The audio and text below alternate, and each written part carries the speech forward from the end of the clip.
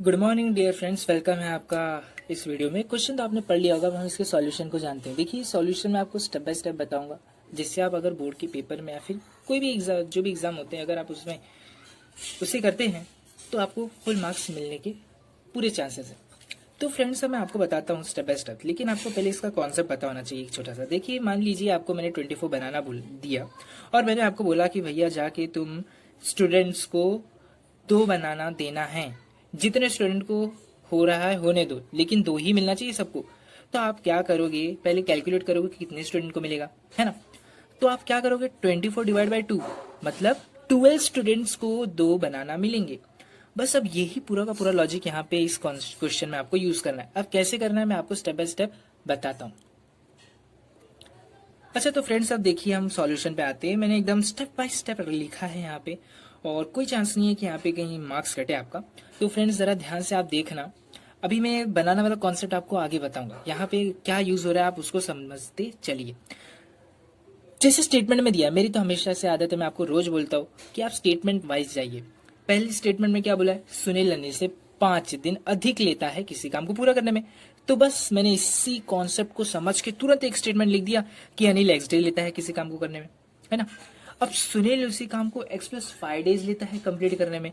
अच्छा भैया, चलो ये तो हम समझ गए। अब आगे मैंने लिखा है one day work of Anil is 1/x part of work and one day work of Sunil is 1/x/5 part of work. क्या समझते हैं इसका मतलब, कि मतलब एक दिन में अनिल किसी काम का 1/x पार्ट कर देता है और सुनील एक दिन में 1/x+5 पार्ट ऑफ वर्क कर लेता है। अच्छा, अब इसको थोड़ा और डीप में समझ जाइए, क्योंकि कॉन्सेप्ट समझना जरूरी है। मान लीजिए एक सर्कल है, सर्कल में मैंने 4 पार्टीशंस किए हैं और मैंने एक ही पोर्शन को कलर किया। अब मेरा क्वेश्चन है आपसे कि अच्छा डियर, एक बात बताओ कि यहाँ पर मैंने कितवे पोर्शन को कलर किया है। तो आपका आंसर क्या आएगा, 1/4। मतलब मैंने 1/4 पार्ट ऑफ दिस सर्कल मैंने कलर किया है। अच्छा फ्रेंड्स, ये तो आपने बहुत ही अच्छी तरीके से बता दिया। अब अगर मैं ये पूरे एक मतलब सर्कल के पूरे आधे पोर्शन को मैंने कर दिया, तब आप क्या बोलोगे, 2/4। मतलब क्या, 1/2 पार्ट ऑफ वर्क आपने एक सर्कल का जो है पोर्शन कलर कर दिया या शेड कर दिया। तो बस फ्रेंड, यहाँ पे यही लॉजिक यूज करना है। समझ जाइए, पूरा सर्कल आपका टोटल वर्क है, ठीक है। अब टोटल वर्क में से मैं केवल एक स्पेसिफिक दिन के लिए पूछ रहा हूँ, स्पेसिफिक दिन के लिए पूछ रहा हूँ। तो आपने क्या किया, 1/टोटल डेज। 1/टोटल डेज कितना लेता है, यहाँ पे भी अनिल ने एक्स डे लिया, तो मैं वन डे वर्क निकाल रहा हूँ। तो कैसे निकलेगा, 1/टोटल days taken by Anil to complete a certain work. यहाँ पे आपने क्या किया, इस सर्कल में 1/, टोटल कितने पोर्शन है सर्कल के, 1 2 3 4। तो बस आपने 1/ वही तो किया, टोटल नंबर ऑफ पोर्शंस। बस फ्रेंड, यहाँ पे आपको ये जरूरी है निकालना। अच्छा, क्यों जरूरी है देखते हैं अब अभी आगे। देखिए, यहाँ से ना मैंने ऐसा इसलिए निकाला क्योंकि आपको अनिल और सुनील दोनों का एफिशिएंसी पता होना चाहिए। अगर एफिशिएंसी पता रहेगा, एफिशिएंसी कहने का मतलब है कि एक दिन में वो कितना काम कर ले जाते हैं। वन डे वर्क इसीलिए निकाला जाता है कि अनिल और कोई भी व्यक्ति हो, उसकी एफिशिएंसी कितनी है, कि वो एक दिन में उस काम को कितना कर देता है। अच्छा, अब इसके आगे कहाँ जरूरत होगी, मान लीजिए आपको कोई टोटल वर्क दे दिया जाए। अब टोटल वर्क में बोला जाए कि अनिल कितना दिन लेगा उसे पूरा करने में, है ना। जरा ध्यान से समझिए, यहाँ पे एक्स की वैल्यू दी है, यहाँ पे तो क्वेश्चन थोड़ा अलग ही रहेगा। लेकिन कहीं कहीं कभी कभार ऐसा क्वेश्चन आपको जरूर मिलेगा जहां पे आपको एकदम एग्जैक्ट वैल्यू दी होगी, मतलब वेरिएबल्स आपको लेने की जरूरत नहीं होगी, 1 2 3 ये सब दिया रहेगा, कांस्टेंट वैल्यू दिया रहेगा। तो उस समय आप क्या करोगे, डायरेक्ट एक, अगर आपको उसकी एफिशिएंसी पता है तो आप उसको डायरेक्ट डिवाइड करोगे। अब जैसे बनाना से आप लिंक कीजिए, बनाना में मैंने आपको एफिशिएंसी दे दी थी कि 2 ही देना है और है आपके पास टोटल 24, तो आपने क्या किया, डिवाइड किया। तो आपको एफिशिएंसी पता थी ना कि कितना देना है। यहाँ पे भी सेम कॉन्सेप्ट आपको लिंक करना है कि एफिशिएंसी निकालने के लिए हमेशा पहले एक दिन का ही देखा जाता है, क्योंकि एक जॉब को कर रहे हैं तो एक ही जॉब को कंप्लीट कर रहे हैं, तो एक जॉब को कंप्लीट करने में एक दिन में कितना समय लेते हैं वो लोग, है ना। तो समय तो जो लेते ही हैं, और कितना पार्ट ऑफ वर्क उस एक दिन में कंप्लीट हो जाता है, ध्यान से समझिएगा इसे, ठीक है। अब मैं आगे बढ़ता हूँ।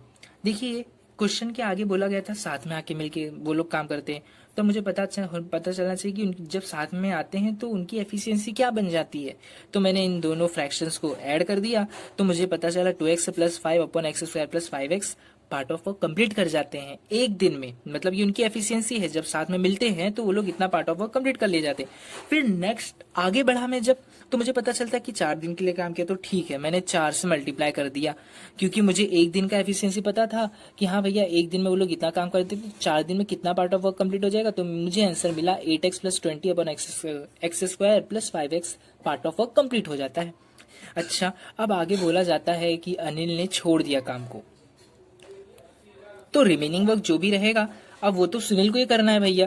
तो अब आपको जरूरी है यहाँ पे निकालना कि रिमेनिंग वर्क कितना है। तो रिमेनिंग वर्क निकालने के लिए देखिए मैंने यहाँ पे 1 से माइनस कर दिया है जितना काम हो चुका। मैंने 1 को टोटल जॉब माना, क्योंकि टोटल एक ही तो है जॉब, हमें ये तो नहीं बोला गया कि देयर इज 2 जॉब, बस बोला है किसी काम को करने में, तो उसको आप मान लीजिए वर्क। तो वर्क तो एक ही मिला है, अब एक वर्क में इतना पार्ट ऑफ वर्क हो जा रहा है, तो मुझे अगर मैं माइनस कर दूंगा तो मुझे पता चल जाएगा कि अब उस एक जॉब को पूरा होने में कितना पार्ट ऑफ वर्क करना है। तो आपने देखा यहाँ पे आपको मिल गया। अच्छा देखिए क्वेश्चन अब एकदम इजी हो जाएगा। यहाँ पे ये समझ जाइए, आपको जो बनाना का एग्जाम्पल मैंने बताया ना कि आपके पास 24 है और 2 देना है, मतलब आपको एफिशिएंसी पता थी उस समय उसकी, ठीक है।